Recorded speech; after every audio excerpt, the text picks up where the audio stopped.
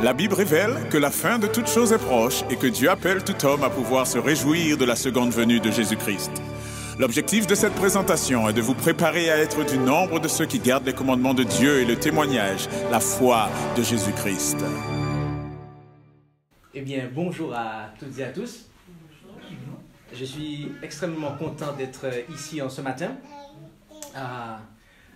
en Île-de-France et pour retrouver, j'ai la joie de pouvoir retrouver plusieurs des bien-aimés ici et certains que je ne connaissais pas et qui nous ont rejoints. Et donc, gloire soit rendue à Dieu pour tout cela. Je tiens aussi à saluer, avant d'oublier, toutes celles et ceux qui nous suivent en ligne, sur Internet, quel que soit l'endroit où vous êtes. Bienvenue. J'allais dire que vous êtes l'un des plus grands groupes de France. Vous savez ça? Et ça tombe bien parce que ce matin, nous avons un très grand message. D'accord? Et avant de pouvoir entrer dans ce message, nous allons évoquer la présence du Seigneur par la prière.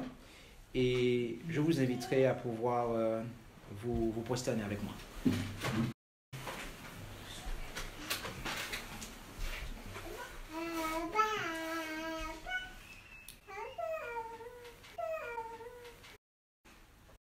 Notre Dieu, notre Père Céleste, nous voulons te remercier pour ce privilège que tu nous donnes de pouvoir être réunis en ce matin.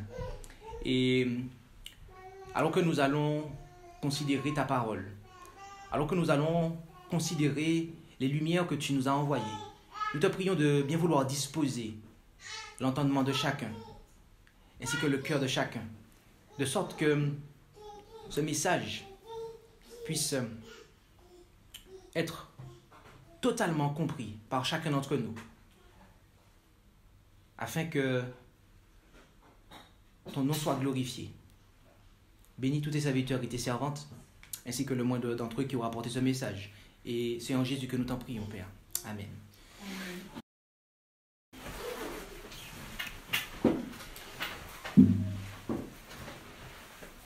Cette présentation a un diaporama qui est désormais téléchargeable depuis le site internet.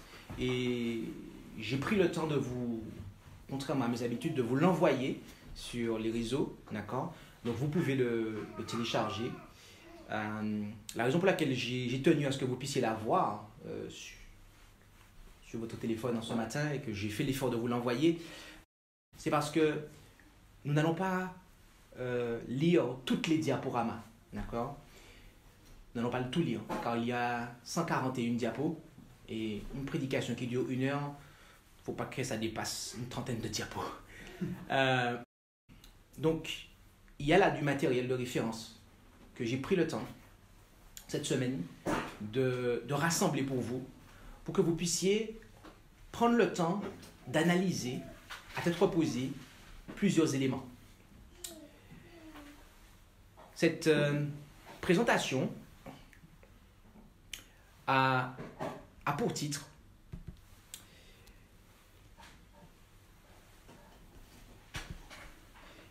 les pionniers adventistes du 7e jour face au faux ministère, apôtres, prophètes, évangélistes, docteurs et pasteurs. J'aimerais vous poser une question ce matin. Pourquoi vous êtes ici? Parce que nous cherchons la vérité. Parce que vous cherchez la vérité? Nous avons vécu dans un monde de péché et nous avons cherché. Et okay. Donc, moi je parle pour ma personne. Okay. Aussi en fait. Et donc, nous avons constaté que nous avons perdu notre temps. Nous avons vécu dans une souffrance que Dieu pourrait nous abréger. Et donc, nous voulons la vérité afin de transmettre aussi à nos enfants, petits-enfants, etc. Vous voulez la vérité afin de la transmettre? Afin qu'ils soient sur le regard de Dieu, qu'ils n'aillent pas de gauche à droite chercher, qu'ils ne mettent pas leur confiance dans l'homme. Amen. Ne pas mettre sa confiance dans l'homme, tout à fait. j'aimerais que nous nous posions chacun la question ce matin, pourquoi nous sommes ici? Et ma question était peut-être large, mais je parlais de ici en ce matin. Pourquoi vous êtes ici? Pourquoi vous écoutez ce message? Pourquoi vous avez pris la décision de venir ici écouter ce message? Parce que Dieu nous a envoyés peut-être. Parce que Dieu nous a envoyés, d'accord. Mais j'aimerais te poser une question à toi qui me réponds depuis tout à l'heure, et tu te fais l'écho de tout le monde et c'est très bien. Qui te dit que c'est vraiment Dieu qui t'a envoyé ici? Comment tu sais que c'est Dieu qui t'a envoyé ici? Je me dis, le malin ne nous enverrait pas ici. Ah. Donc, si ce n'est pas le malin, c'est Dieu. Si ce n'est pas le malin, c'est Dieu. Dieu. Parce que nous cherchons Dieu et dans nos prières, nous parlons à Dieu. Alors, Dieu, nous avons une sœur effectivement qui nous donne des réponses, mais j'aimerais que chacun d'entre nous, nous puissions réfléchir à ces questions-là. Pourquoi vous écoutez ces messages? Et comment avez-vous la certitude que ce sont des messages qui viennent de Dieu? Posez-vous cette question-là. Posez-vous ces questions-là. Rendons-nous en Éphésiens, chapitre 4, et lisons du verset 11 au verset 15. Éphésiens, chapitre 4, et lisons du verset 11 jusqu'au verset 15, où il nous est dit: c'est aussi lui qui a établi les uns apôtres, les autres prophètes, les autres évangélistes et les autres pasteurs et docteurs pour le perfectionnement des saints, pour l'œuvre du ministère, pour l'édification du corps de Christ, jusqu'à ce que nous soyons tous parvenus à l'unité de la foi et de la connaissance du Fils de Dieu, à l'état d'homme fait, à la mesure de la stature parfaite de Christ, pour que nous ne soyons plus des petits enfants flottant et emportés çà et là à tout vent de doctrine par la tromperie des hommes et par leur adresse à séduire artificieusement, mais que professant la vérité dans la charité, nous croissions en toutes choses dans celui qui est le chef, à savoir Christ. Ici, nous voyons que le Christ a établi des hommes, d'accord? Des hommes avec un grand H, de manière à ce qu'ils soient ses instruments pour conduire son peuple dans la vérité. D'accord? Et par ce texte, nous pouvons comprendre que Christ aura toujours ce groupe d'hommes-là, que l'on va ranger sous le nom de ministère, avec un grand M. D'accord? Parce qu'un homme peut avoir un ministère. Un homme peut avoir le ministère d'être pasteur. D'accord? Ça, c'est un ministère avec un petit M. Mais le ministère avec un grand M, c'est l'ensemble des ouvriers du Seigneur. D'accord? Et la Bible nous fait comprendre que Jésus aura toujours un ministère avec un grand M par lequel il conduira son peuple. Oui, parce que tant que nous sommes sur terre ici-bas, eh bien, l'ennemi est présent. Et l'ennemi va avoir ses fausses doctrines. Et donc, le Christ, lui aussi, il aura en fait son ministère de manière à pouvoir préserver son peuple. Et donc, nous allons prendre le temps de considérer le vrai ministère. Le vrai ministère au temps de la fin. Au temps de la fin. Petit rappel, le temps de la fin commence à partir de quand?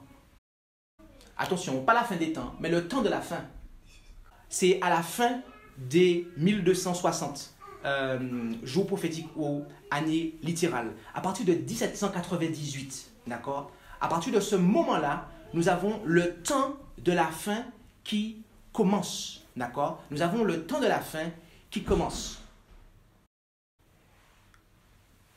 Ok, considérons alors le vrai ministère au temps de la fin. Et rendons-nous pour ce faire en Apocalypse 14, versets 14 à 16, où là, nous avons la description de la seconde venue de Jésus pour la moisson finale. En effet, on nous dit que il y a le Fils de l'homme ayant sur sa tête une couronne d'or et en sa main une faux tranchante. Et au verset 16, on nous dit que il lui a été demandé, enfin, il a jeté sa faux sur la terre et la terre fut moissonnée. D'accord? Donc cela décrit la seconde venue du Christ pour la moisson finale, à savoir pour venir chercher son peuple. Ok? Et juste avant cela, juste avant que cet événement ne se produise, à savoir le retour de Christ, eh bien, il y a un message qui est annoncé pour préparer les hommes à cet événement. Et ce message, nous le voyons du verset 6 au verset 12. En effet, ce triple message commence en nous disant « Et je vis un autre ange qui volait au milieu du ciel, portant l'évangile éternel. » Et notez que ce message est annoncé à toute nation, tribu, langue et peuple. Et qu'il est suivi par un autre ange, qui lui-même est suivi par un troisième ange. Okay? Donc nous avons ce triple message qui est annoncé à toute nation, tribu, langue et peuple. Et ce parce que, étant donné que le troisième suit le deuxième, qui lui-même suit le premier, et donc c'est que les trois messages sont annoncés à toute nation, tribu, langue et peuple. D'accord? Et le verset 13 de ce chapitre, décrit ceux qui mourront bien qu'ils soient prêts pour le retour de Jésus. En effet, on nous dit que heureux dès à présent les morts qui meurent dans le Seigneur, à savoir sous le message du troisième ange. D'accord? Ceux qui meurent, bien qu'ils soient prêts pour le retour de Jésus, et ce sous le message du troisième ange, le texte dit « Heureux dès à présent ces personnes qui meurent dans le Seigneur. Oui, dit l'Esprit, car ils se reposent de leurs travaux et leurs œuvres les suivent. » D'accord? Donc là, il s'agit de ceux qui meurent avec la foi au message du troisième ange. D'accord? Le Seigneur ne les oubliera pas. Ok? Ils feront l'objet d'une résurrection spéciale, d'accord, pour voir le retour de Jésus auquel ils ont cru et qu'ils ont prêché. Mais le texte ne se borne pas qu'à parler que de ceux qui, sont morts, bien que prêts pour le retour de Jésus. Il nous parle de ceux qui seront, de ceux en fait qui n'auront pas connu la mort, ok? Et en effet, nous pouvons lire cela en Apocalypse 14, versets 1 à 5, où on nous parle des 144 000. Des 144 000 qui sont rachetés de la terre, rachetés d'entre les hommes. Et on nous dit que ces 144 000, ce sont ceux qui ne se sont point souillés avec les femmes, car ils sont vierges. Autrement dit, les femmes symboliques, les églises. Il ne s'est point trouvé de fraude dans leur bouche. D'accord? C'est-à-dire qu'ils n'ont pas de fausse doctrine. Ils n'ont pas de faux enseignements. Car ils sont sans tache devant le trône de Dieu. Ok? Et cela est normal. Parce que pour pouvoir se tenir debout lorsque Jésus reviendra, il faut être sans tache.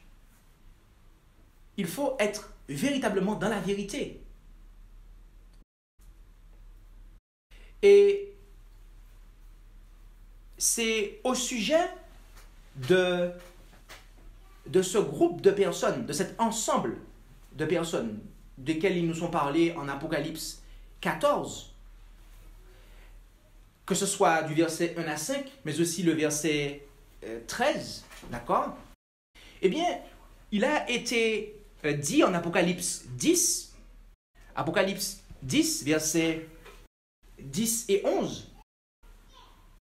Et je pris le petit livre de la main de l'ange et le dévorai. Et il fut doux dans ma bouche comme du miel. Mais quand je l'eus avalé, mes entrailles furent remplies d'amertume. Alors il me dit, il faut que tu prophétises encore sur un grand nombre de peuples et de nations et de langues et de rois. Cela représente, ici, ceux qui ont proclamé le message de l'avènement entre 1840 et 1844. Lorsque ces croyants ont compris ce message, ce fut pour eux doux comme du miel. Mais lorsque le Christ n'est pas revenu comme ils s'y attendaient, leur expérience a effectivement été amère.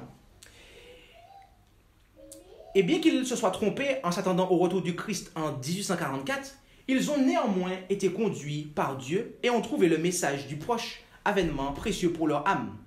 Leur calcul du temps de la prophétie de Daniel 8,14 était correct, mais leur erreur porta sur la nature de l'événement qui devait avoir lieu à la fin des 2300 jours. Et après leur désappointement, ce peuple fut commandé de prophétiser de nouveau, c'est-à-dire d'annoncer l'ensemble du triple message d'Apocalypse 14, versets 9 à 12 à toute la terre. J'aimerais vous poser une question. Croyez-vous que Dieu suscita les adventistes du 7e jour pour annoncer l'évangile éternel et que les pionniers de ce mouvement ont participé à l'accomplissement de la prophétie d'Apocalypse 10 ainsi que d'Apocalypse 14?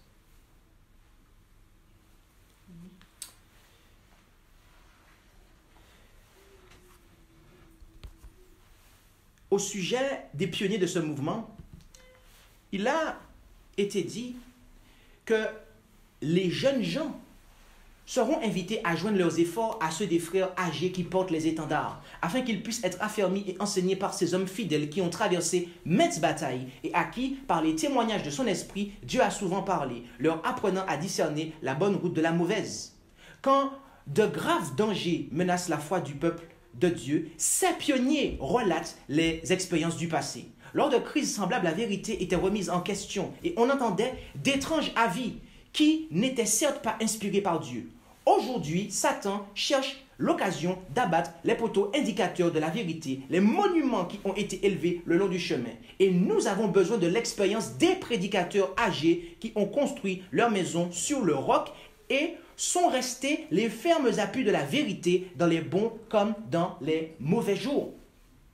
Que dit la messagère au sujet des pionniers?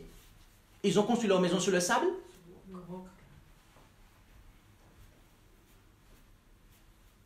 Sont-ils restés, ont-ils flanché face à la vérité? Qu'est-ce qu'elle dit? Ils sont restés les fermes appuis de la vérité.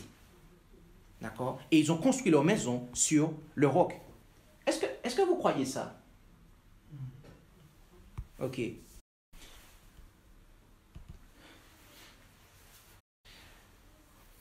Les fidèles ouvriers de Jésus-Christ doivent coopérer avec leurs frères qui ont fait une expérience dans l'œuvre dès la naissance du message du troisième ange.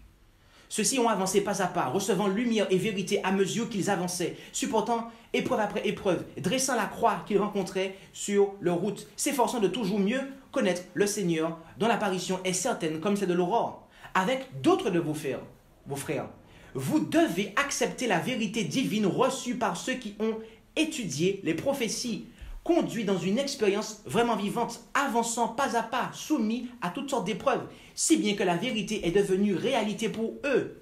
Par leur voix et par leurs plumes, la vérité a envoyé ses brillants et chauds rayons dans toutes les parties du monde. La vérité qui les a mis à l'épreuve, alors que des messagers du Seigneur la leur présentaient, doit encore mettre à l'épreuve tous ceux à qui ce message est annoncé. Qu'est-il dit ici? Ils ont répandu les ténèbres à travers le monde par leur enseignement? C'est ce qui est dit? Non. Il est dit que leur œuvre a illuminé le monde, mes amis, en fait. D'accord? Par leurs plumes, la vérité a envoyé ses brillants et chauds rayons dans toutes les parties du monde. Est-ce que vous croyez ça?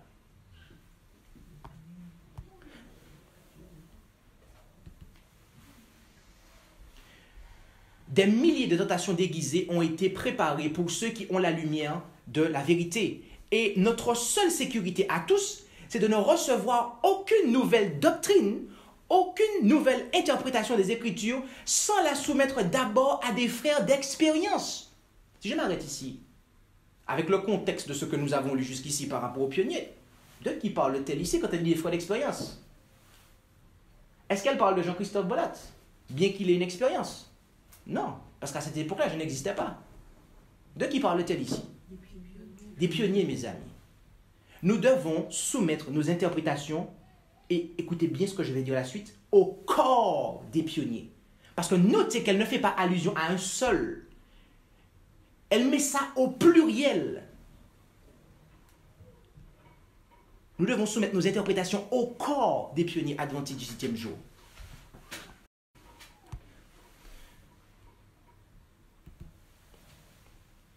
Est-ce que vous croyez en ça? Ok.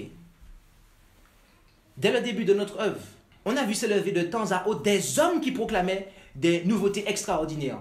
Mais si ceux qui prétendent croire à la vérité allaient consulter les personnes d'expérience, à qui fait allusion ici? À moi? Non, je n'existais pas encore, mes amis.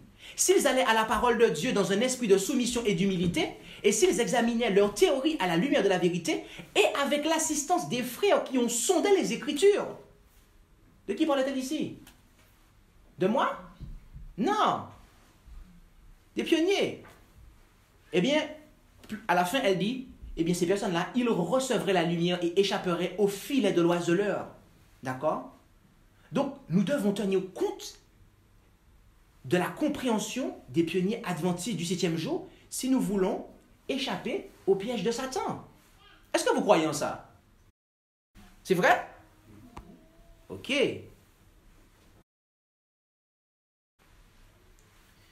Je voudrais chaque jour pouvoir accomplir une double tâche. J'ai supplié le Seigneur de m'accorder force et sagesse pour reproduire les écrits des témoins qui ont été confirmés dans la foi et dans l'histoire des premiers temps de notre message. Après l'expiration du temps en 1844, ils ont reçu et suivi la lumière. Que dit-elle ici? Que les quoi? Les pionniers, donc elle voulait reproduire leurs écrits parce qu'ils ont été confirmés dans la foi, dit-elle. Et ils ont reçu et suivi la lumière. C'est ce qu'elle dit. Est-ce que vous croyez en ça? C'est vrai? D'accord. Quand la puissance de Dieu donne son attestation à ce qui est la vérité, celle-ci doit rester debout à jamais. Ce que Dieu a révélé au corps des pionniers et qui a été confirmé par le témoignage, mes amis, cela restera la vérité. Cela ne deviendra pas erreur. Est-ce que vous croyez en ça?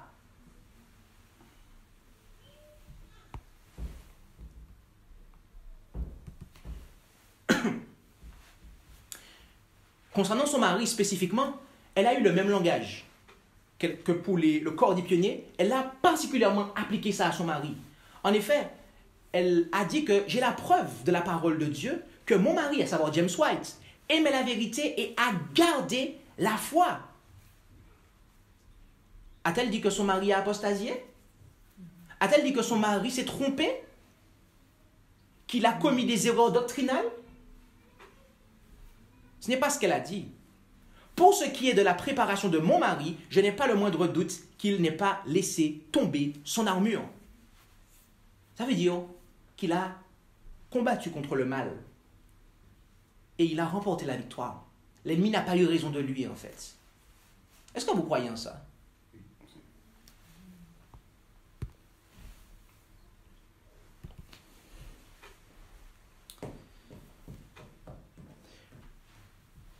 Mes amis, nous venons de voir le vrai ministère de Dieu au temps de la fin. Il s'agit du corps des pionniers. Dieu a pris le temps de nous révéler des vérités. Et il ne s'est pas servi d'un homme pour le faire. Il y en a eu plusieurs. Et il a ajouté à cela le témoignage de son esprit pour appuyer et confirmer cela. Mais voyez-vous, il y a des faux ministères en ce temps de la fin. Des ministères qui ne respectent pas ce qui a été révélé. Et l'Écriture nous dit à ce propos, en 1 Jean 4, verset 1, « Bien-aimés, ne croyez pas à tout esprit, mais éprouvez les esprits pour voir s'ils sont de Dieu, car plusieurs faux prophètes sont venus dans le monde. » Il y a des fois des personnes qui viennent à nous et qui se font passer pour des adventistes, même des adventistes historiques. Et on a envie de les croire, on a envie de les écouter. Mais que dit l'Écriture? Que dit l'Écriture? Éprouvez les esprits pour voir s'ils sont de Dieu. Comment on va les éprouver? qu'est-ce qu'on a vu? On a nos Bibles, on a le témoignage et on a l'expérience d'étude biblique des pionniers, mes amis. On a 3 témoins. On a la Bible, la loi, le témoignage et l'expérience d'étude biblique des pionniers. Qu'est-ce qu'on a? On a combien de témoins? 3 témoins. On a la Bible, on a le témoignage de l'esprit de prophétie, le témoignage de Jésus qui est l'esprit de prophétie, et on a l'expérience d'étude biblique des pionniers, mes amis.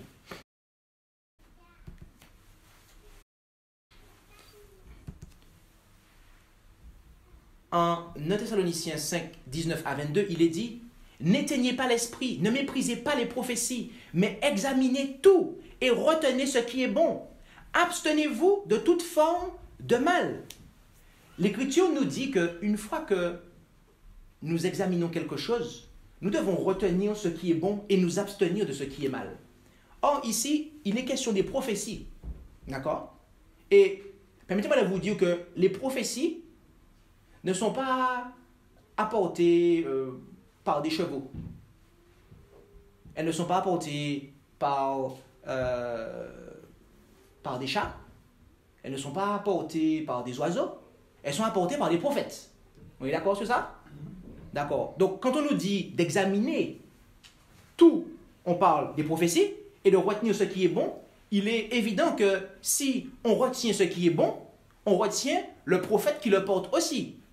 Mais si on doit s'abstenir de ce qui est mal, de toute forme de mal, notamment en matière de doctrine, il est évident que l'on doit aussi considérer de la même manière le prophète qui l'a apporté. Ça a du sens pour vous, ça? En Éphésiens 5, verset 10 jusqu'au verset 13, il est dit « Examinez ce qui est agréable au Seigneur et ne prenez aucune part aux œuvres infructueuses des ténèbres, mais plutôt condamnez-les. »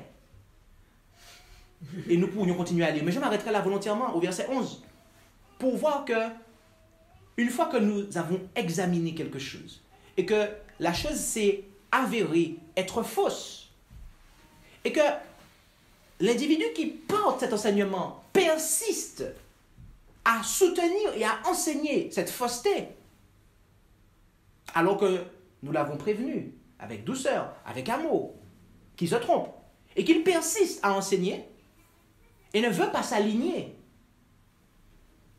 à la loi, au témoignage et à l'expérience d'étude biblique des hommes que Dieu a établis pour démarrer le message des 3 anges, et tout particulièrement celui du 3e ange, eh bien, il nous est dit que nous ne devons avoir aucune part avec ces gens-là. Est-ce que vous croyez en ça? Est-ce que vous croyez en ça?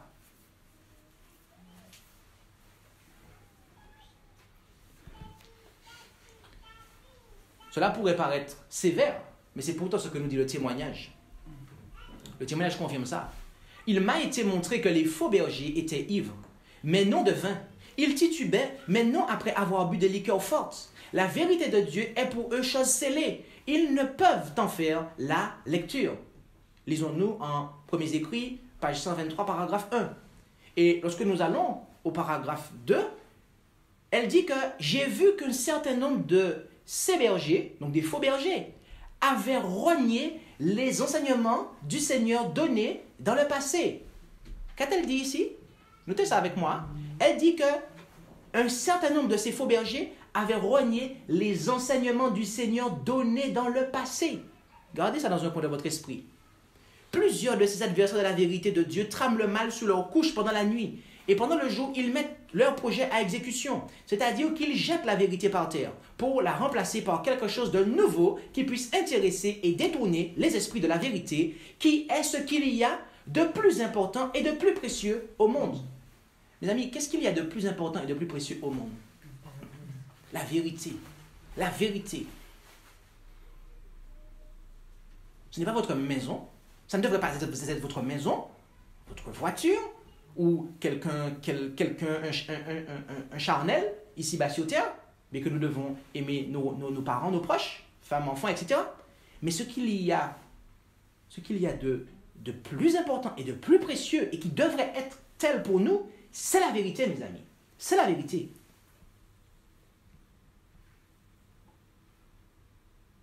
Croyez-vous en ça? Ok. Elle poursuit en disant, les différents groupes qui professent des croyances adventistes possèdent chacun une parcelle de vérité. Mais Dieu a confié toutes ces vérités à ses enfants qui se préparent pour le jour de Dieu. Qu'a-t-elle dit ici? À son époque, dit-elle, il y avait différents groupes d'adventistes qui professaient, ok? Il y avait différents groupes qui professaient des croyances adventistes. Et chacun de ces groupes avait des vérités. Mais la messagère a dit, Dieu a confié toutes ces vérités à ses enfants qui se préparent pour le jour de Dieu. Si je m'arrête ici, de quel groupe elle parle ici? Le groupe à qui Dieu a confié toutes ces vérités. D'après tout ce que nous avons vu au début. Au ministère des pionniers, en fait. On est d'accord avec ça? D'accord. Il leur a aussi donné certaines vérités qu'aucun de ces groupes ne connaît et encore moins ne comprend. Ce sont des choses qui sont scellées pour eux, mais que le Seigneur a révélées à ceux qui sont prêts à voir et à comprendre. Si Dieu a quelque lumière à communiquer, il en donnera l'intelligence à ses enfants sans qu'ils aient besoin d'en demander l'explication aux hommes qui sont dans les ténèbres de l'erreur. Comment Dieu va agir? Dites-moi, comment Dieu va agir? Il est dit que si Dieu a quelque lumière à communiquer, il le fera, d'accord? Il le fera dans son ministère. Il le fera par le biais de son ministère à lui. Il ne passera pas par les autres ministères pour le faire, en fait. Il en donnera l'intelligence à ses enfants sans qu'ils aient besoin d'en demander l'explication aux hommes qui sont dans les ténèbres de l'erreur. Est-ce que vous croyez en ça? C'est vrai? Vraiment? D'accord.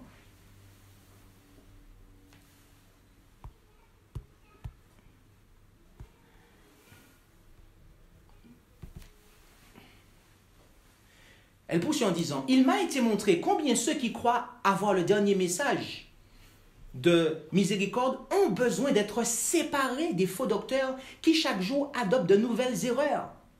J'ai vu que ni jeune ni vieux ne devaient assister à leur réunion, car ce serait mal faire que de les encourager alors qu'ils distillent l'erreur comme un venin mortel et enseignent des doctrines qui ne sont que des commandements d'hommes. » Qu'a dit la messagère ici?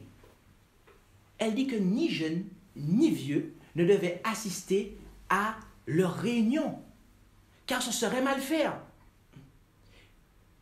Elle dit que l'influence de telle réunion n'est pas bonne.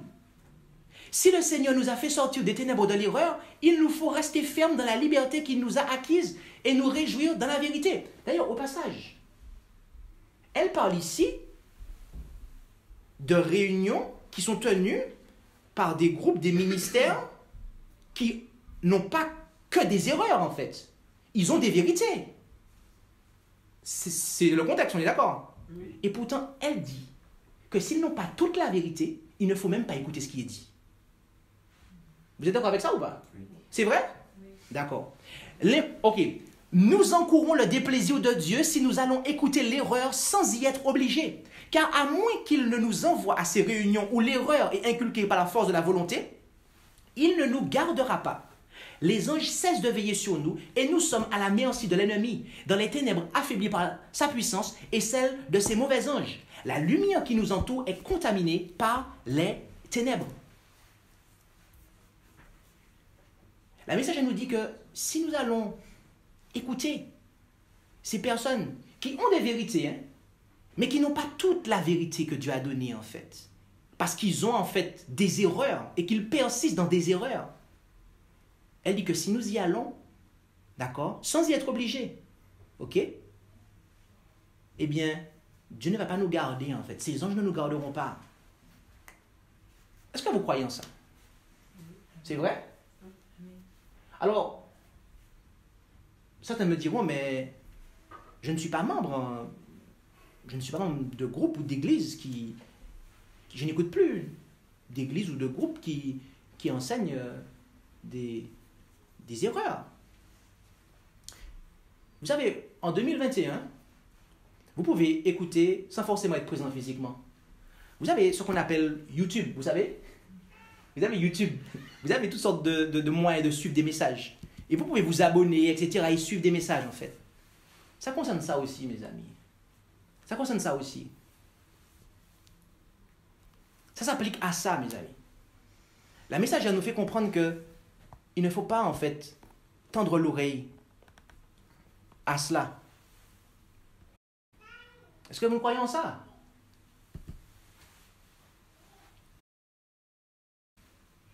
Elle termine son chapitre en disant « J'ai vu que nous n'avons pas de temps à perdre en écoutant des fables. Nos esprits ne doivent pas être ainsi distraits, mais occupés par la vérité présente. Il nous faut rechercher la sagesse afin de pouvoir obtenir plus de connaissances en ce qui concerne notre position et avec douceur donner les raisons de notre espérance d'après les Écritures. Si de fausses doctrines et des erreurs dangereuses occupent notre esprit, nous n'arriverons pas à approfondir la vérité qui doit permettre à la maison d'Israël de subsister au jour de l'Éternel. » C'est quoi qui nous permettra de subsister au jour de l'Éternel? C'est la vérité, mes amis. C'est la vérité. Et on ne pourra jamais parvenir à la connaissance de la vérité si son esprit est rempli d'erreurs. Et notre esprit sera rempli d'erreurs si nous continuons à être abonnés ou à suivre ou à être membres de groupes qui enseignent des erreurs, mes amis. Je me trompe? Ou c'est ce que la messagère dit ici, en fait? D'accord. C'est ce qu'elle nous fait comprendre, en fait. D'accord. Ok.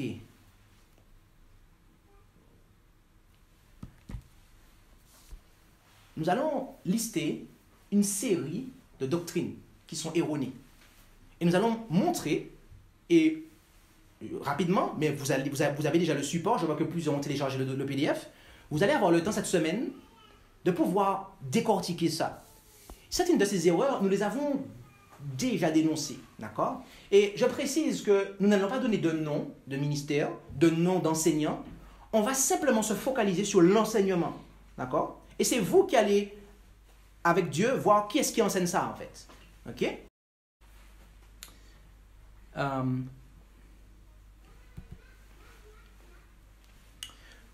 Les caractéristiques des faux ministères.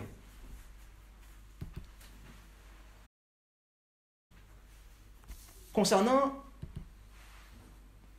le salut, un faux enseignement qui court, et ce même parmi ceux qui ne croient, ceux qui se revendiquent être de l'adventisme historique, de l'adventisme des pionniers, c'est que le péché est la nature humaine. Il y a des adventistes historiques qui se revendiquent de l'héritage des pionniers, qui croient en ça, qui croient en cette hérésie-là. Mais que dit l'Écriture? Que dit l'Écriture? Eh bien, l'Écriture nous dit que le péché est la transgression de la loi.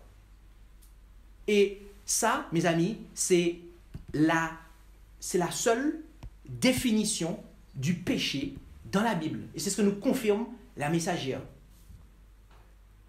C'est l'unique définition du péché dans la Bible. Donc, lorsque nous entendons un enseignant nous dire que non, le péché, ce n'est pas que la transgression, c'est notre nature. Autrement dit, nous naissons pécheurs. D'accord? Nous naissons transgresseurs. Cela est faux, mes amis. Nous naissons avec une nature pécheresse, ça c'est vrai. Mais dire que nous naissons pécheurs, cela est faux. Cela est faux. Parce que cela nous amène à croire en la doctrine, eh bien, de l'Immaculée Conception. D'accord? À savoir que, et on va le voir plus tard, je ne vais pas trop développer ça. Une autre erreur concernant le salut, c'est qu'il n'y a pas d'expiation en deux phases. Alors que l'Écriture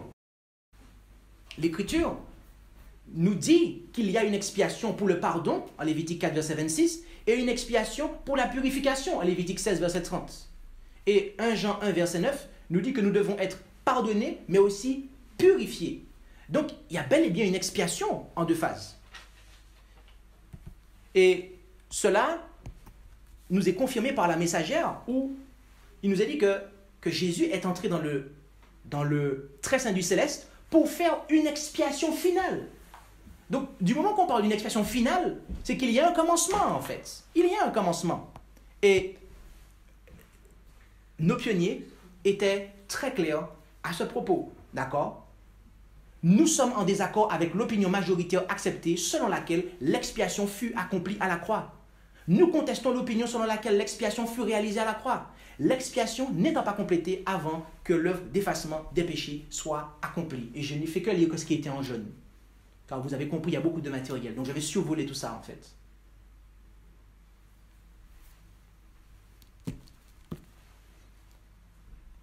Dire que le péché est la nature humaine, dire qu'il n'y a pas d'expiation en deux phases est faux.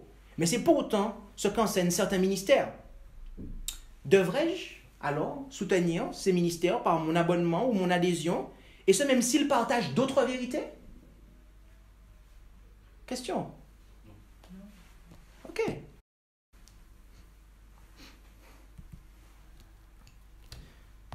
Concernant la divinité, dans l'adventisme, vous avez des ministères qui enseignent la Trinité, à savoir un seul Dieu qui est Père, Fils et Saint-Esprit. D'accord? Mais cela est faux, mes amis, car l'Écriture n'appuie pas cette doctrine, car elle nous dit qu'il n'y a qu'un seul Dieu, le Père, et un seul Seigneur, Jésus-Christ, lequel est son Fils. Et elle nous dit aussi que le Consolateur, c'est l'Esprit de vérité, lequel est l'Esprit de Jésus, en Jean 14, verset 6, en comparé avec le verset 16. Et que Jésus nous dit qu'il demeure avec vous et qu'il sera en vous. Et qu'il nous dit, je ne vous laisserai point orphelin, je viens à vous. D'accord? Donc on sait très bien qui est le seul Dieu, qui est le seul Seigneur Jésus-Christ, son Fils, et l'Esprit Saint, c'est l'Esprit de Jésus. Et l'inspiration, ou tout du moins les pionniers, rejetaient catégoriquement cet enseignement. Ils l'étiquetaient comme étant une erreur fondamentale, comme détruisant la personnalité de Dieu et de son Fils. Et maintenant, l'inspiration, quant à elle, a été très claire à ce propos. Elle dit qu'il y a un Dieu qui est le Père du Christ, et le Christ est le Fils de Dieu. Elle dit qu'il est le seul être qui puisse entrer dans tous les conseils de son Père. Elle dit que le ministère du Saint-Esprit, c'est la troisième personne de la divinité, et elle dit que c'est l'Esprit de Christ, quand on lit en Jésus-Christ 675, paragraphe 1. Donc, la messagère nous dit c'est qui la troisième personne? Elle dit que c'est l'Esprit de Christ. D'accord? Donc, notez qu'il y a deux êtres, mais trois personnes. D'accord? On a déjà expliqué ça. D'accord? Vous avez le président de la République, mais c'est une fonction qui peut être occupée par différentes personnes. D'accord? Donc, quand Jésus-Christ était sur terre, c'était le Père qui occupait le ministère du Saint-Esprit. Mais lorsque Jésus-Christ est monté au ciel, c'est Jésus-Christ qui a occupé ce ministère-là, en fait. Donc, ce personnage, qui a incarné ce personnage. Et la messagère est claire, elle nous dit que le consolateur, le Saint-Esprit, se réfère à l'omniprésence de l'Esprit de Christ. Eh bien, cela est appelé le consolateur. Et vous avez plusieurs références qu'on a mis pour vous, où vous pouvez les vérifier. J'ai fait l'effort de mettre vraiment les références telles qu'on peut les prendre sur le site internet ou le logiciel d'Ellen White, pour que vous puissiez faire juste des copier-coller et aller vérifier tout ça, en fait. Bien évidemment, à l'aide de traducteurs, parce que la plupart sont en anglais, mais d'autres sont en français. Nous avons placé plein de liens pour regarder des présentations là-dessus, où cela est clarifié. Et il y en a qui vont jusqu'à dire que la Trinité adventiste est différente de la Trinité catholique. D'accord? Une fois qu'on leur a montré que la Trinité est fausse et que c'est d'origine catholique, leur refuge, c'est de dire non, mais il y a une différence entre la Trinité adventiste et la Trinité catholique. Eh bien, mes amis, cela est faux. Cela est faux. Et les historiens et théologiens et pasteurs adventistes l'ont confirmé. D'accord? Je vais vous présenter deux pasteurs pour vous rappeler, deux pasteurs américains adventistes, ok, qui ont très clairement expliqué, d'accord, que la plupart des pionniers n'auraient pas pu se joindre, d'accord, la plupart des fondateurs de l'église adventiste du 6e jour n'auraient pas pu se joindre à l'église aujourd'hui, et ce en raison de la croyance numéro 2 qu'est la Trinité. Ça c'est George Knight. William Johnson a dit que les croyances adventistes ont changé au cours des années. La compréhension trinitaire de Dieu, à présent comprise dans nos croyances fondamentales, n'était généralement pas celle des premiers adventistes. Ok? Et vous avez deux pasteurs adventistes qui ont reconnu cela. D'accord? Carl Johnson et Jean Eudes. Deux pasteurs adventistes francophones qui ont confessé que c'est la même Trinité. D'accord? Donc, c'est faux en fait. C'est faux. Dire ça, c'est juste une erreur. Parce que le système lui-même, par le biais de ses représentants, le reconnaît en fait. J'ai une question que j'aimerais vous poser. Dire que la Trinité existe et qu'il s'agit d'un Dieu qui se compose de Père, Fils et Saint-Esprit est faux. Mais c'est pourtant ce qu'enseignent certains ministères. Devrais-je soutenir ces ministères par mon abonnement ou mon adhésion, et ce même s'ils partagent d'autres vérités? Il y a des ministères dits indépendants qui gravitent autour de ce gros ministère-là et qui partagent des messages et qui adhèrent à cette croyance. Est-ce que je devrais les soutenir par mon abonnement et mon adhésion? D'après ce qu'on a vu depuis le départ.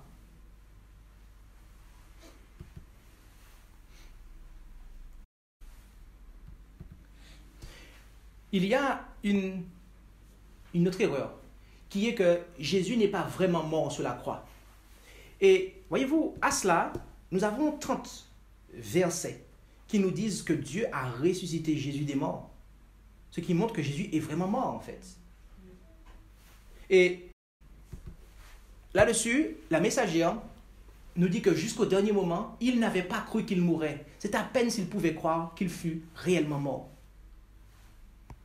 Donc Satan était celui qui empêchait aux disciples de croire qu'il allait mourir en fait.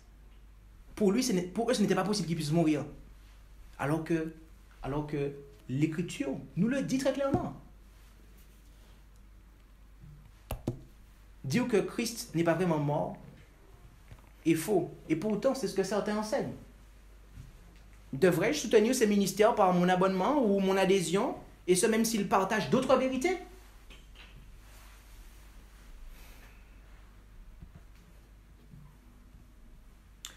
Jésus-Christ n'avait pas la même nature que nous, enseignent certains. Pourtant, l'Écriture est claire. Elle nous dit que la parole a été faite chair, née de la race de David selon la chair. La nature, ce n'est pas la nature des anges qu'il a revêtue, mais il a pris sur lui la postérité d'Abraham. Les pionniers étaient d'accord avec cela, en nous disant que Jésus-Christ, le Fils du Père éternel, il prit sur lui la nature de la semence d'Abraham. Et l'inspiration nous dit que Christ, il unit l'humanité avec la divinité. Un esprit divin demeura dans un temple de chair. Il s'unit lui-même avec le temple. Et nous avons eu l'occasion de présenter cela et vous pouvez prendre le temps pour vous-même de regarder une présentation à ce propos. Dire que Christ n'avait pas la même nature que nous est faux, comme nous venons de le voir. Et c'est pour ça qu'il y a des gens qui croient en l'Immaculée Conception. Parce que pour eux, le péché, c'est la nature humaine. Donc pour que Jésus-Christ puisse venir s'incarner en tant qu'homme, il faut qu'il ait une nature différente de la nôtre, puisque notre nature, c'est le péché.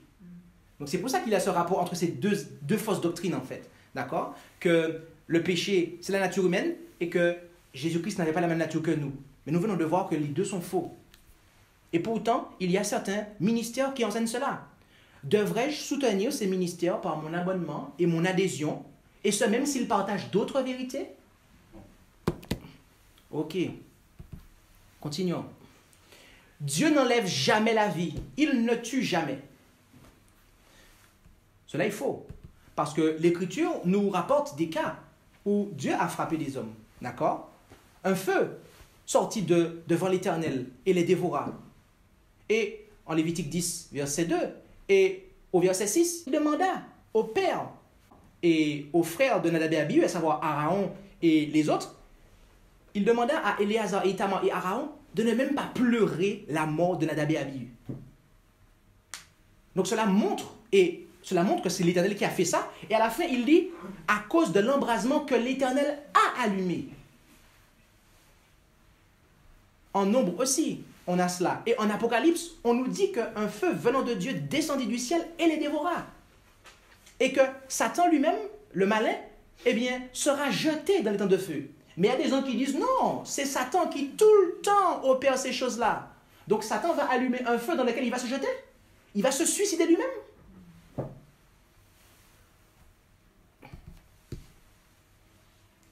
La messagère est claire à ce propos. Le même feu qui avait consumé les méchants purifia toute la terre. Dieu fait descendre du feu du ciel, tous sont consumés, dit-elle. Et nos pionniers, dans leurs croyances, les croyances fondamentales de 1889, qui sont les nôtres, ont précisé que du feu descend de Dieu, du ciel, et les dévore.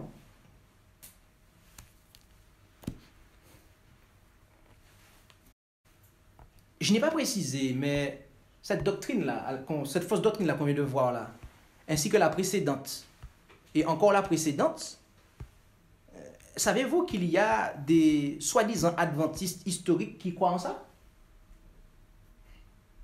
Oui, des adventistes qui se revendiquent être des pionniers, de l'héritage des pionniers, qui croient en ces erreurs-là.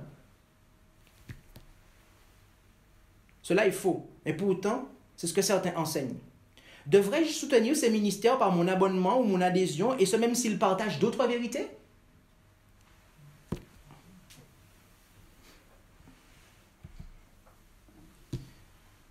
Concernant les Hébreux, certains disent à tort que le royaume de David sera rétabli sur terre avant le retour du Christ. Mais cela est faux, car il nous est dit qu'à l'heure actuelle, nous sommes devant le trône de la grâce. Et que ce trône de la grâce précède le trône de la gloire. Ok? Et de ce fait, le trône de la gloire qui représente le trône de David, ok, dont Jésus-Christ est l'héritier, eh bien, ne peut être établi qu'après la fin du temps de grâce, comme on le voit dans les passages ici. Ce qui est confirmé par la messagère. Alors avant, nous allons prendre un passage du frère Waggoner. Le royaume et la domination que Dieu donnera à son peuple seront très réels, aussi réels que l'était le royaume originel de David, et infiniment plus glorieux et béni, car ils seront l'Éden restauré. Donc le royaume rétabli de David est l'Éden restauré, disait le frère E.J. Waggoner. Et à ce propos, la messagère déclara, elle dit que Christ ne se proposait pas de régner sur le trône de David en roi terrestre. D'accord? Donc, tant que le temps demeure, tant qu'il y a des gens qui meurent, terrestres, le temporel, ce n'est que lorsque son œuvre sacerdotale sera achevée que Dieu lui donnera le trône de David, son père, et que son règne n'aura point de fin. Donc, le royaume de David sera rétabli sur terre après la fin du temps de grâce. Il y a des personnes qui se revendiquent des doctrines des pionniers et qui pourtant croient en ça, à cette erreur. Dois-je soutenir ces ministères par mon abonnement ou mon adhésion, et ce même s'ils partagent d'autres vérités?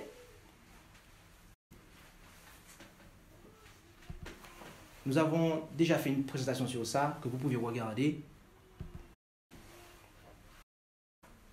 Une autre hérésie, c'est que les Hébreux seront à nouveau rassemblés en Palestine. D'accord? Certains enseignent cela.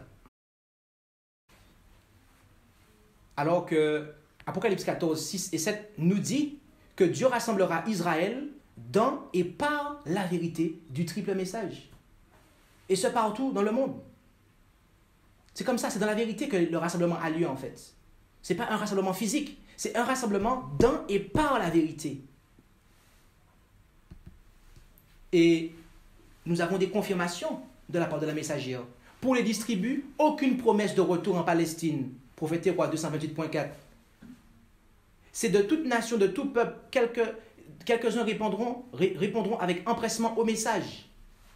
Ces prophéties trouvent leur accomplissement dans les stations missionnaires établies de nos jours dans les régions les plus reculées du globe. Donc Dieu rassemblera Israël dans et par la vérité du triple message. Il n'y aura pas de rassemblement physique des tribus d'Israël en Palestine, mes amis.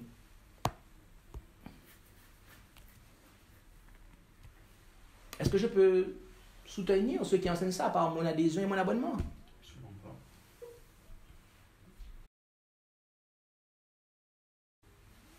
Certains disent que les Hébreux sont noirs.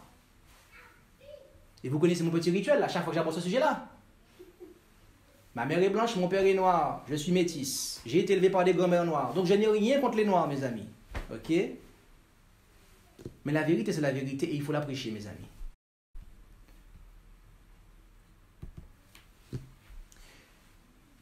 Les Hébreux descendent de Sem et pas de Cam. D'accord? Et Cam qui signifie noir. Duquel vient Mitzraïm. Mitzraïm qui est l'Égypte. Les Hébreux descendent d'Héber qui vient de Sem. Ok? Et donc les Hébreux n'étaient pas noirs. Et la message, elle le confirme. Elle dit que la femme de Moïse n'était pas noire, mais son teint était un peu plus sombre que celui des Hébreux. Donc, c'est clair. Et leur localisation aussi. La Palestine, jadis occupée par les 10 tribus d'Israël. Donc, la Canaan terrestre n'était pas en Afrique, mes amis. Contrairement à ce que disent certains. Les panafricains, là, etc. Ce n'est pas ça. Pourtant, il y en a qui croient en ça. Il y a des gens qui sont revenus de l'adventisme historique et qui croient en ça. Mais est-ce que je peux les soutenir par mon abonnement et mon adhésion? Et ce, même s'ils partagent d'autres vérités. Mais ils ne prêchent pas la Trinité. Hein? Mais ils ont des vérités. Pourquoi ne pas ce journal à eux? C'est parce que le Seigneur l'a dit, en fait.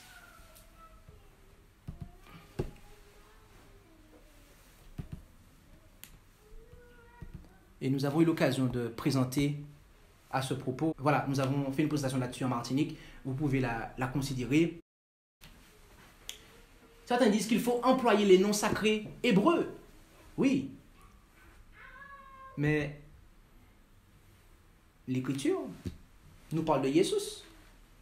Et après, elle précise appelé en hébreu. Bethesda.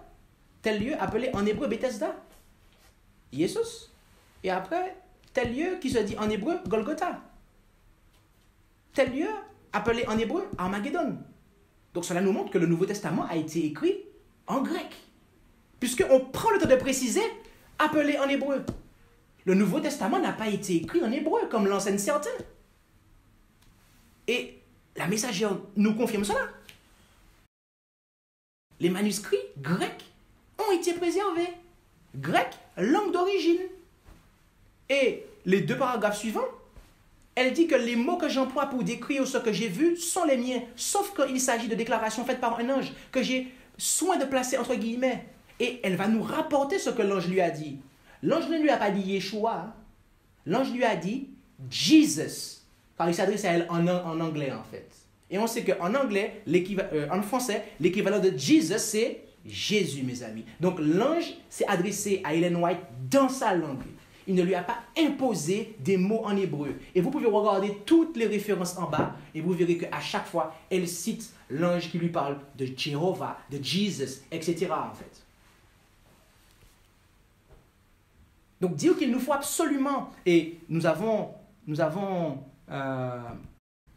eu l'occasion de faire une présentation là-dessus que vous pouvez regarder. Donc dire qu'il nous faut absolument employer les noms sacrés hébreux, et je précise absolument, je ne suis pas en train de stigmatiser ceux qui le font de temps en temps, mais dire qu'il nous faut absolument parler comme ça, c'est faux. D'accord? Mais pourtant, c'est ce que certains ministères enseignent. Même de ceux qui se revendiquent être historiques. Mais dois-je soutenir ces ministères par mon abonnement ou mon adhésion, et ce même s'ils partagent d'autres vérités? Ils ne sont pas trinitaires. Hein? Ils croient au retour de Jésus. Ils croient dans le sabbat. Oui, ils prêchent l'expression finale. Mais ils imposent qu'on puisse parler comme ça. Ce qui est faux en fait. Dieu n'a pas demandé ça. Ça ne fait pas partie du message, mes amis. Ça ne fait pas partie du message. Concernant le temps, il y en a de ceux qui disent que Christ resta dans la tombe 72 heures et pas du vendredi après-midi au dimanche matin. Cela est faux. Cela est faux. Et nous pouvons voir que les 3 jours et 3 nuits, c'est une période, mais à laquelle on fait référence par différentes expressions en fait. En 3 jours, après 3 jours, le 3e jour. Et que la messagère nous dit que la mort du Christ devait avoir lieu, et elle va préciser un vendredi. Et après, elle va nous dire quand est-ce qu'il devait ressusciter. Le matin du 1er jour de la semaine, il sortit de la tombe. Donc Jésus, selon la messagère, est mort le vendredi et ressuscita le dimanche. D'accord? Et nous avons eu l'occasion de pouvoir présenter ça de long en large et en travers, au travers de cette présentation. Dire que Jésus-Christ est resté dans la tombe 72 heures et qu'il n'est pas mort du vendredi, entre le vendredi après-midi et le dimanche matin, c'est faux. Et pourtant, il y en a de ceux qui enseignent cela, de ceux même qui se revendiquent être historiques, qui rejettent la Trinité. Mais devrais-je soutenir ces ministères par mon abonnement ou mon adhésion, et ce même s'ils partagent d'autres vérités?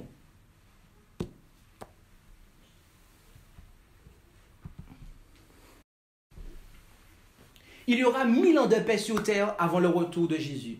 Les mêmes qui enseignent 72 heures là, les mêmes qui enseignent 72 heures, ils enseignent ça aussi. Mais c'est faux. Et l'Écriture nous le dit. Car, comme il en était au jour de Noé, il en sera de même à l'avènement du Fils de l'homme. Ils ne connurent rien jusqu'à ce que le déluge vint et les emporta tous. Quand Jésus-Christ revient, les hommes ne sont pas convertis. Toute la terre n'est pas convertie. C'est comme à l'époque de Noé. Donc comment on peut croire qu'avant le retour de Jésus, il y aura 1000 ans de paix pendant lesquels on pourra se convertir? Pourtant, c'est ce que des non-trinitaires enseignent. Paix et sûreté, alors une ruine subite les surprendra, comme les douleurs surprennent la femme enceinte, et ils n'échapperont pas. La messagère est d'accord avec cela. Il est d'accord avec cela. Il n'y aura aucun millénium temporel. Christ ne promet pas un millénium temporel, 1000 ans pendant lesquels on pourra se préparer en vue de l'éternité. Et nos pionniers également aussi étaient d'accord avec cela. La doctrine de la conversion du monde et d'un millénium temporel est une fable de ces derniers jours, laquelle est prévue pour bercer les hommes dans un état de sécurité charnelle. La seconde venue du Christ doit précéder et non suivre le millénium. Donc dire qu'il y aura 1000 ans de paix avant le retour du Christ est faux. Mais c'est pourtant ce qu'enseignent certains ministères. Alors, devrais-je soutenir ces ministères par mon abonnement et mon adhésion, et ce même s'ils partagent d'autres vérités?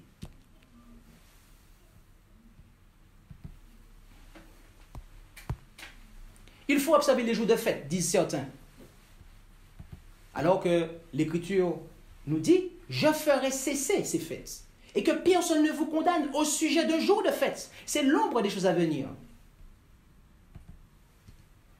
Cela nous a été confirmé par nos pionniers, notamment par la plume de James White.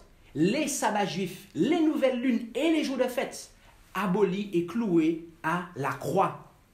Ok? Et la messagère, quant à elle, a eu l'occasion de déclarer: continuer ces rites aurait été une insulte faite à Jéhovah.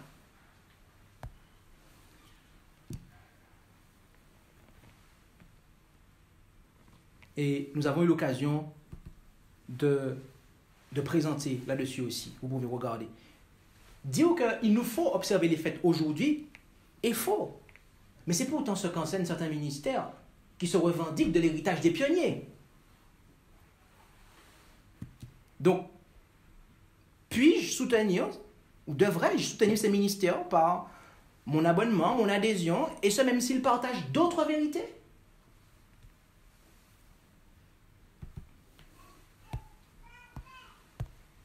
Le sabbat du 6e jour doit être observé selon le calendrier lunaire. Cela est faux, car le commandement déclare qu'il y a 6 jours pour travailler et le 7e jour est le repos de l'Éternel. 6 jours, le 7e. 6 jours, le 7e. 6 jours, le 7e, etc., etc. Et ça ne cesse comme ça, en fait. Le commandement ne précise pas, c'est le 15e, le 22e, le 20, et je ne sais plus trop combien là, ok, les 15, non, le 8, 15, 22, ou voilà, le calendrier lunaire là, des sabbatistes lunaires. Ce n'est pas ce que le commandement dit, en fait. Ce n'est pas ce que le commandement dit. Cela est faux. Et cela nous a été confirmé par la messagère que le vendredi est le jour de la préparation. Ok? Avant le coucher du soleil le vendredi, tout doit être préparé afin d'observer le sabbat selon le commandement. Et après, elle va dire que le jour du sabbat, le samedi. Les pionniers également étaient d'accord avec cela et ils l'ont mis dans leurs croyances, leurs principes fondamentaux. Le 7e jour, communément appelé samedi. Pourtant, il y a des adventistes non trinitaires qui enseignent ça, qui croient en ça. Alors que c'est faux. Devrais-je soutenir ces ministères par mon abonnement ou mon adhésion, et ce même s'ils partagent d'autres vérités?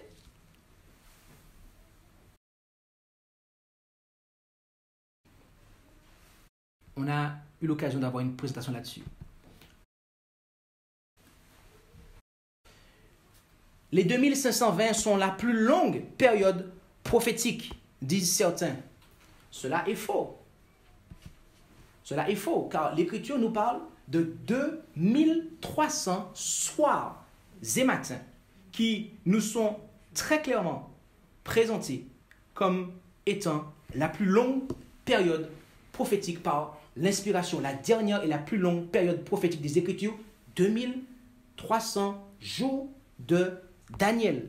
Et nos pionniers se sont unanimement exprimés là-dessus dans les principes fondamentaux de 1889, période prophétique la plus longue, les 2300 jours de Daniel 8, 14. Et nous avons eu l'occasion d'avoir une présentation là-dessus que vous pouvez considérer sur Internet où nous clarifions la chose à l'aide de la Bible, de l'esprit de prophétie, etc.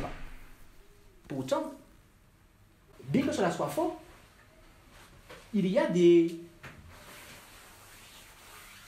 adventistes, même des adventistes qui se revendiquent des pionniers, qui ne sont pas d'accord.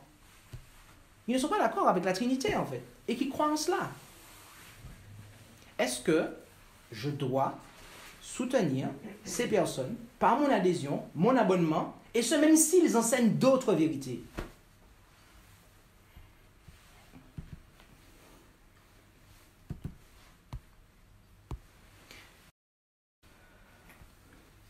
Certains disent que le jugement des vivants a déjà commencé. Oui, il aurait déjà commencé. Mais cela est faux, mes amis. Car, voyez-vous, le jugement investigatif, dont on nous a parlé en Apocalypse 14, verset 7, s'étend aux vivants lorsque vient la question de l'adoration du dimanche, mes amis. Et nous avons reçu confirmation de ça de par la messagère. La grande épreuve à laquelle le peuple de Dieu sera soumis, c'est cela. Le test que le peuple de Dieu doit passer avant qu'il ne soit scellé, c'est cette question-là, mes amis.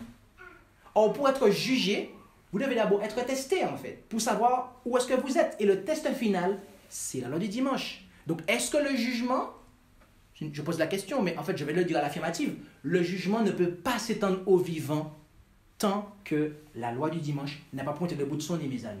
Donc dire que ça a déjà commencé et que ça aurait commencé lorsque les 2 tours du World Trade Center sont tombés, c'est faux. C'est faux. Et les pionniers étaient d'accord avec ça. Le temps du jugement investigatif au vivant lorsque arrive la fin du temps de probation. Et nous avons eu l'occasion de pouvoir clarifier ça dans une présentation sur le message du premier ange. Cela est faux. Et pourtant, il y a des ministères qui se revendiquent de l'adventisme historique, qui croient en cela.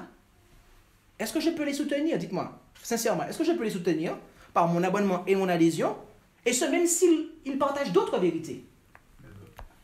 Never, you said. And you are right. Il y en a qui propagent le fanatisme et l'extrémisme. Ils ont toutes sortes de doctrines, en fait. Et j'en ai recensé quelques-unes que j'ai combattues en 2020. Dieu désapprouve les familles recomposées. Les enfants issus de mariage entre croyants et incroyants sont désapprouvés par Dieu. Il est strictement interdit d'allumer un feu un jour de sabbat. Il est strictement interdit de serait-ce que de voyager le jour du sabbat. Strictement interdit de jeûner le jour du sabbat. Strictement interdit d'employer ou d'avoir des images, émoticônes, tableaux, etc. Et puis, on est très strict sur ça, mais par contre, on peut fixer des dates. On peut fixer des dates.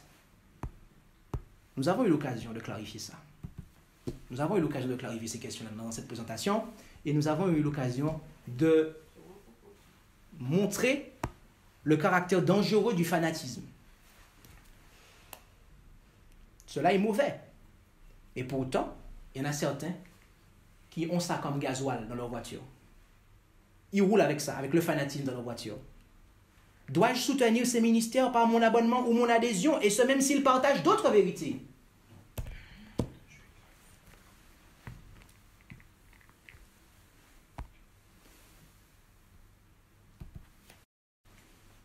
L'intendance. Il y en a qui disent que la dîme n'est plus valable. Ce qui est faux. Car l'Écriture nous dit que la dîme était réservée aux Lévites. Et le Nouveau Testament nous dit que de même aussi, le Seigneur a ordonné à ceux qui annoncent l'Évangile de vivre de l'Évangile. Donc, les ministres de l'Évangile doivent être soutenus comme l'étaient les Lévites. Et à ce propos, l'inspiration va mettre sur un même pied d'égalité la dîme comme le sabbat. Parce que c'est le même langage qui est employé. De la même façon que Dieu s'est réservé une partie de notre temps, de la même façon, il s'est réservé une partie de nos finances.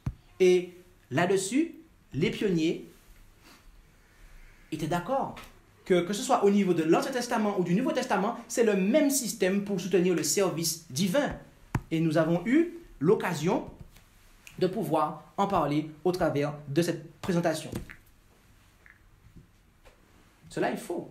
Et pourtant, il y a des ministères qui enseignent cela. Dites-moi sincèrement, est-ce que je peux rester abonné aux chaînes YouTube de quelqu'un qui enseigne ça? Et ce même s'il partage d'autres vérités. Hein? Et ce même s'il prêche sur le sanctuaire.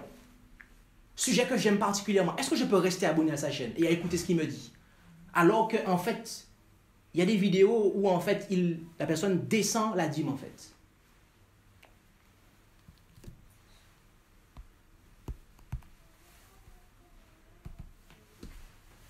En matière d'astronomie, certains ils disent que la Terre est plate. Mais l'Écriture nous dit, voyez-vous, elle nous dit de manière très claire que Dieu a fait les mondes. On ne peut pas croire en la Terre plate et puis croire en même temps qu'il y a d'autres mondes en fait. Ça n'a pas de sens. Ça n'a pas de sens. Et d'autant plus que la messagère, elle a eu une vision d'autres planètes. Elle a vu les autres planètes du système solaire. Et le frère, l'ancien Bates, qui connaissait l'astronomie, il lui a posé la question, parce qu'à cette époque-là, il ne croyait pas en fait aux dons de prophétie manifestés dans le ministère d'Ellen White. Et il lui a posé la question, est-ce que vous avez déjà étudié l'astronomie? Ok? Elle lui a répondu, je ne m'en souviens pas, non, je n'ai jamais mis mon œil derrière une lunette astronomique. Et il a dit, cela vient du Seigneur. Donc, la vision d'Ellen White confirma les connaissances astronomiques de James White. Et nous avons eu l'occasion, dans cette présentation, de mettre d'autres références de la messagère où il est très clair. Elle parle de globe. Et elle n'est pas en train de soutenir ce message de la Terre plate. Elle dit que ça ne fait pas partie de notre message, en fait. Pourtant, il y a des ministères qui se revendiquent de l'héritage des pionniers et qui adhèrent à cette doctrine. Dites-moi, est-ce que je peux les soutenir par mon abonnement, mon adhésion, et ce même s'ils partagent d'autres vérités? En matière d'organisation, il y en a qui disent qu'on peut rester dans une organisation même si elle enseigne des erreurs fondamentales. Mais l'Écriture me dit de sortir de Babylone, en fait. De sortir là où il y a des erreurs, en fait. Là où l'erreur est enseignée. Et la messagère nous fait comprendre que Dieu ne fait pas de favoritisme. Et lorsque on ne fait pas la volonté de Dieu, si on persiste à ne pas la faire, Dieu va se choisir un autre peuple pour faire avancer le message. Il ne fait pas de favoritisme. Ce que nous avons eu l'occasion de pouvoir expliquer au travers de cette présentation, en long, en large et en travers. Pourtant, il y en a qui adhèrent à cela. Est-ce que je peux les soutenir par mon adhésion, mon abonnement? Et ce même s'ils partagent d'autres vérités.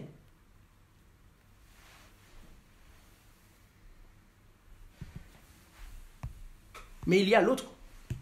Certains sortent de l'organisation et ils disent on n'a pas besoin d'organisation. Ou une deuxième version, nous avons un leader.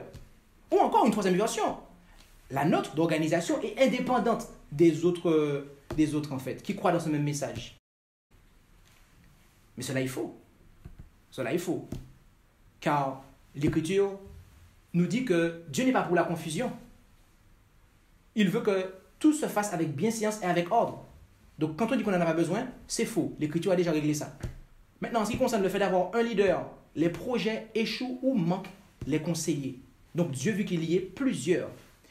Indépendantes. Ah bon? Eh bien, en Tite 1, notamment au verset 6, pour choisir un ancien, il est dit qu'il ne doit pas être accusé d'insubordination, en fait. C'est-à-dire d'insoumission. Autrement dit, quelqu'un qui a l'esprit d'indépendance, ok, qui est semblable à un cheval qui galope comme il veut, il ne doit pas être choisi comme ancien.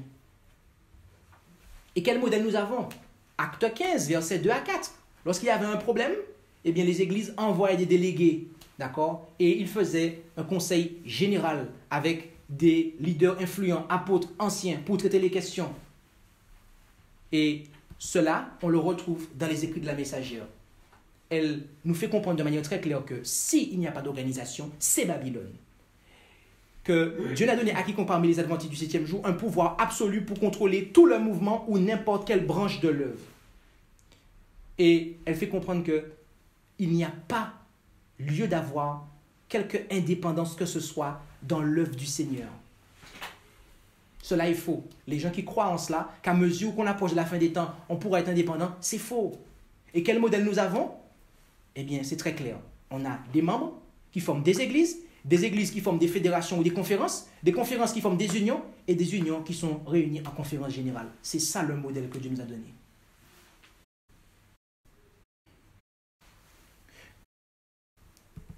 Et nous avons eu l'occasion de présenter ça au travers de cette présentation. Et voyez-vous, il y a de ceux qui se revendiquent de l'adventisme historique, de l'héritage des pionniers, qui ne sont pas d'accord avec cela. Est-ce que je peux soutenir ces personnes par mon abonnement et mon adhésion? Et ce, même si elles enseignent d'autres vérités. Mais qu'elles me découragent de m'organiser, comme le Seigneur le veut. Je précise, comme le Seigneur le veut. Parce qu'il y en a qui le veulent, mais à leur façon, comme on vient de le voir.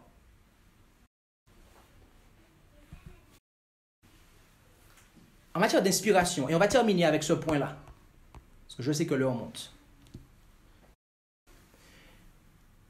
Il y en a qui enseignent que ce n'est pas tous les écrits d'Ellen White qui sont inspirés. Ce n'est pas tous. Autant, l'Écriture nous dit qu'en matière d'inspiration, il ne faut rien ajouter ni rien diminuer. Mais pourtant, on va de l'avant en disant que quelqu'un à qui Dieu aurait confié un ministère aussi important pour influencer toute une église, cette personne aurait pu parler de la part de Dieu et en même temps des fois se tromper. Et l'intéressé nous dit, les communications, vous avez exposé les choses telles que vous les avez vues, à savoir que les communications de Sir White ne viennent pas toutes du Seigneur, mais qu'une partie révèle de son propre esprit, de son propre jugement, qui ne vaut pas mieux que le jugement et les idées de n'importe qui d'autre. C'est l'un des crochets de Satan sur lequel vous pouvez accrocher vos doutes pour tromper votre âme et les âmes des autres, qui oseront tracer la ligne dans cette affaire et dire « cette partie qui me plaît est de Dieu, mais cette partie qui pointe et condamne ma ligne de conduite est de Sir White, seul, et ne porte pas le sceau de Dieu. » Vous avez ainsi virtuellement rejeté l'ensemble des messages de Dieu. Mes amis, ceux qui rejettent quelques-uns rejettent en fait l'ensemble des témoignages. Ils rejettent l'ensemble des témoignages. Et nous avons eu l'occasion de pouvoir étudier à ce propos dans cette présentation. Il y a des ministères qui, bien que cela soit faux, qui enseignent cela, qui ont ce langage-là. Mais est-ce que je peux les soutenir par mon abonnement et mon adhésion, et ce même s'ils ont des vérités?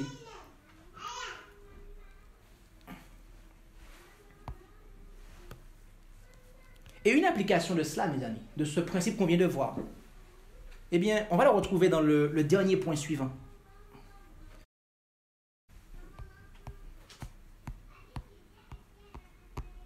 En Matthieu 28, 19, l'expression « au nom du Père, du Fils et du Saint-Esprit » est d'origine catholique. Il y en a qui adhèrent à ça, il y en a qui croient en ça. Alors que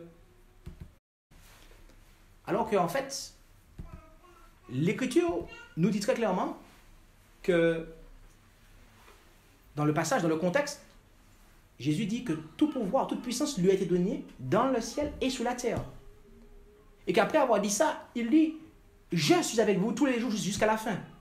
Donc, le contexte de ce passage nous montre que ce n'est pas un passage qui peut être pris pour défendre la Trinité, puisque Jésus parle de lui.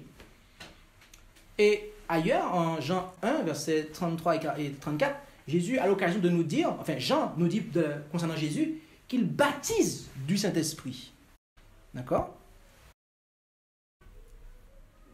Et nous avons fait une présentation que je vous montrerai à la fin, où nous expliquons ça, que le texte est bien biblique, ce n'est pas un ajout. Mais cela ne...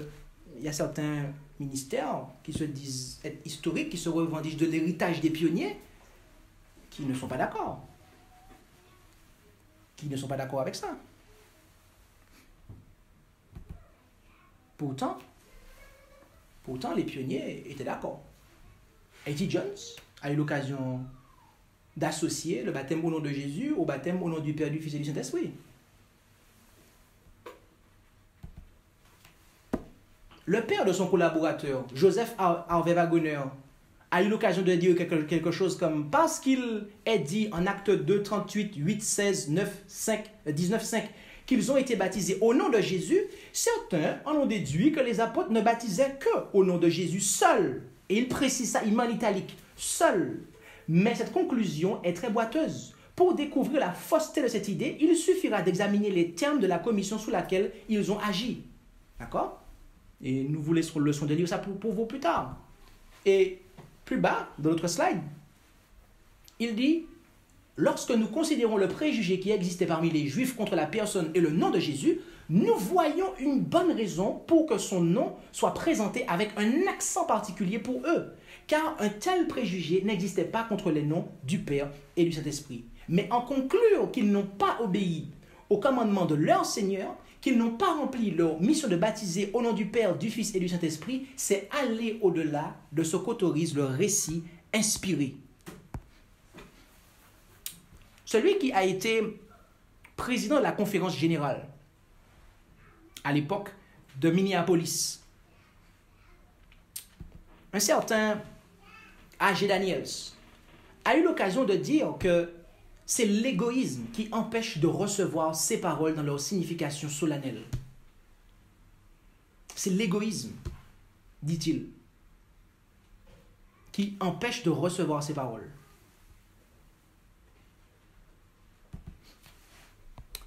Celui qui a été aussi président de conférence générale, le mari même d'Ellen White, a eu l'occasion de dire que les ministres du 19e siècle baptisent au nom du Père, du Fils et du Saint-Esprit parce que la commission d'origine l'exige. J'ai une question pour vous. James White a apostasié? Non.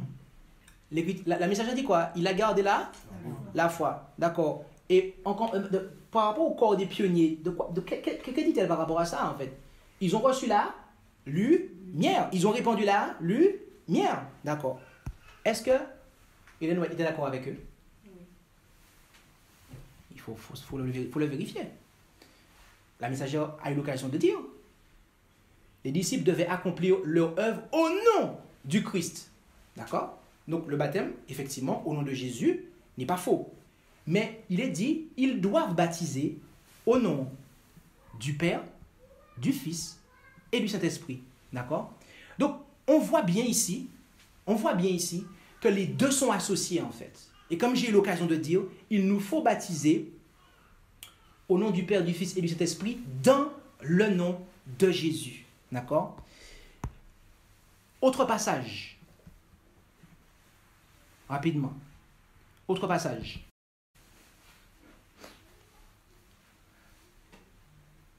Elle dit, en citant ces paroles de baptiser au nom du Père, du Fils et du Saint-Esprit, tels sont les mots de l'inspiration.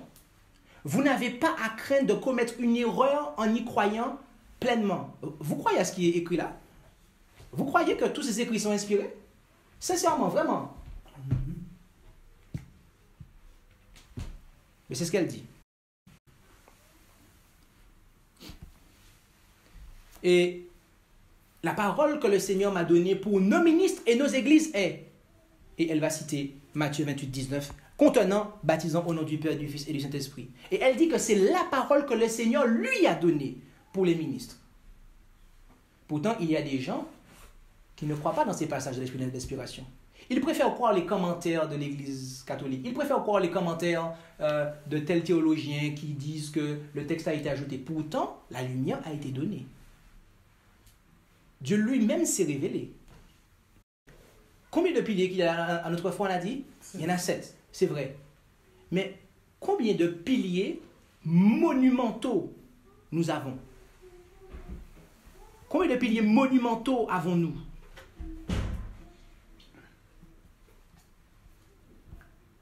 Eh bien, l'inspiration nous le dit.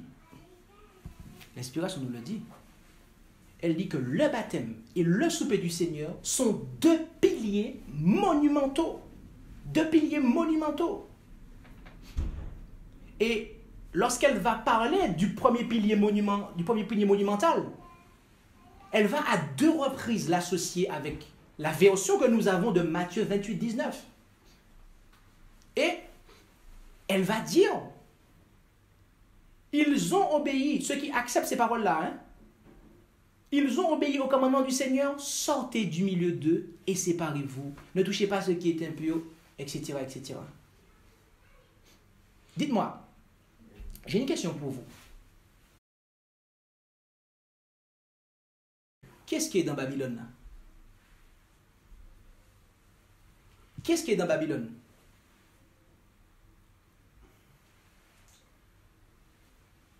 Ceux qui disent que Matthieu 28, 19 n'est pas inspiré, ou ceux qui croient qu'il est inspiré en fait? D'après la messagère, c'est ceux qui croient qu'il n'est pas inspiré. Et nous avons eu l'occasion de réaliser une présentation là-dessus. Et voyez-vous, nous voyons que c'est faux. Et pourtant, c'est ce que certains ministères enseignent. Mais dois-je soutenir ces ministères par mon abonnement, mon adhésion? Et ce même s'ils partagent d'autres vérités. J'aimerais préciser quelque chose. Je suis l'un des ministres qui ont initié l'organisation des adventistes du 7e jour historique sous les principes fondamentaux de 1889. Et je puis vous dire que, avant d'entreprendre cela, nous avons dû accorder nos points de vue sur cette question. Car je ne vous cacherai pas qu'il y avait des désaccords là-dessus. Et certains ministres ont continué à croire que Matthieu 28, 19 n'était pas inspiré et était d'origine catholique. Et donc, ils n'ont pas continué avec nous. Tandis que d'autres se sont alignés sur cette question que Dieu nous a révélée à la loi, au témoignage et par l'expérience de nos pionniers. Et voyez-vous, je prends le temps de vous relater cela afin que l'on sache de manière claire que les adventistes du 7e jour historique de 1889, et très précisément les ministres de l'organisation adventiste du 7e jour historique de 1889, ils ne croient pas que Matthieu 28, 19 est d'origine catholique. Certains ont pu le dire par le passé, alors qu'ils n'étaient pas organisés. Mais la réalité maintenant est tout autre. Alors, que les choses soient claires. Nous avons vu, mes amis, au travers de cette présentation qui a été longue, je le confesse, mais je le pense nécessaire. Nous avons vu, mes amis, toutes ces caractéristiques, tous ces vents de doctrine. Et il y a beaucoup d'entre eux, mes amis, beaucoup de ces vents de doctrine, eh bien, ils sont en fait propagés par des ministères qui se disent être historiques, qui se disent appartenir et qui se revendiquent de l'héritage des pionniers. Mais nous venons de voir ce qu'il en est, en fait. Nous venons de voir ce qu'il en est.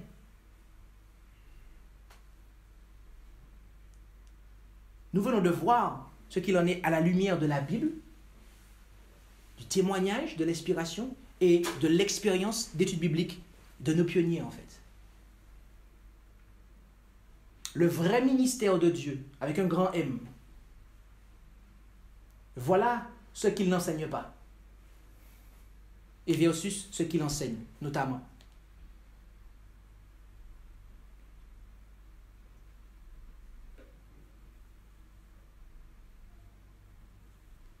Et Dieu nous fait comprendre, mes amis, de manière claire, que si nous voulons pouvoir subsister au jour de l'Éternel,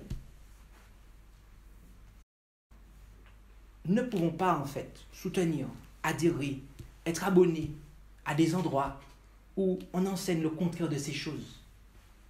Et ce, même s'il y a d'autres vérités qu'on enseigne.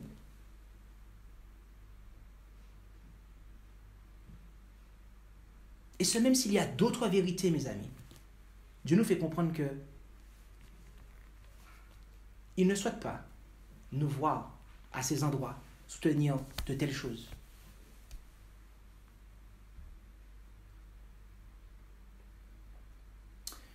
Alors puisse le Seigneur nous bénir et puissions-nous être comptés de ceux qui composent ce ministère.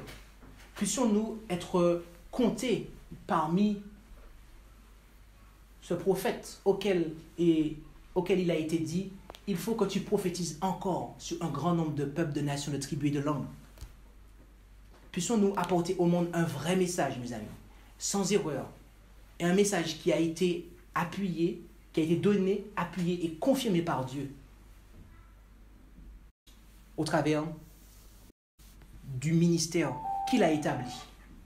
Que Dieu nous bénisse tous. Amen. Je vous invite à pouvoir vous prosterner avec moi pour la prière finale.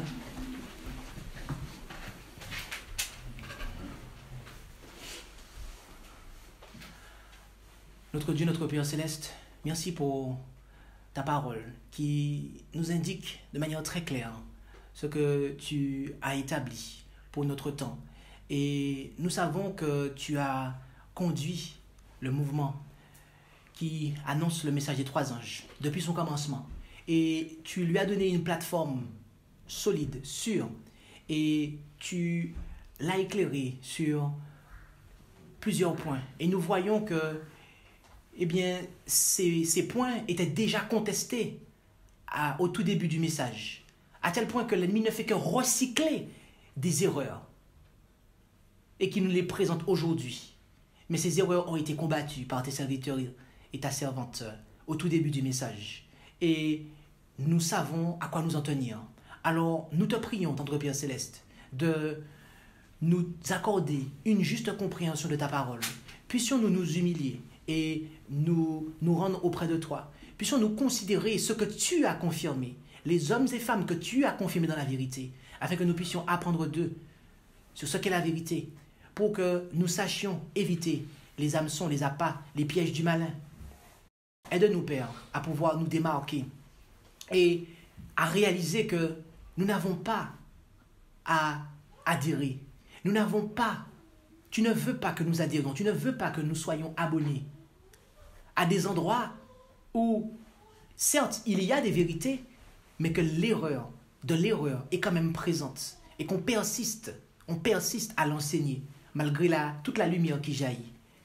Aide-nous, Père, à pouvoir écouter ce que tu nous dis, car tu veux nous voir en sécurité et tu veux pouvoir nous protéger par tes saints anges. Alors bénis chacun d'entre nous, et c'est dans le beau nom de Jésus que nous t'en prions et pour ta gloire, Père. Amen. Merci d'avoir écouté cette présentation avec intérêt.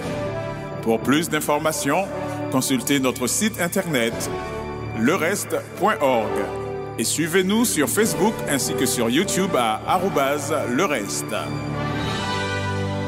Vous pouvez aussi nous contacter par email à info@lereste.org ou par téléphone au +33 6 12 60 13 69.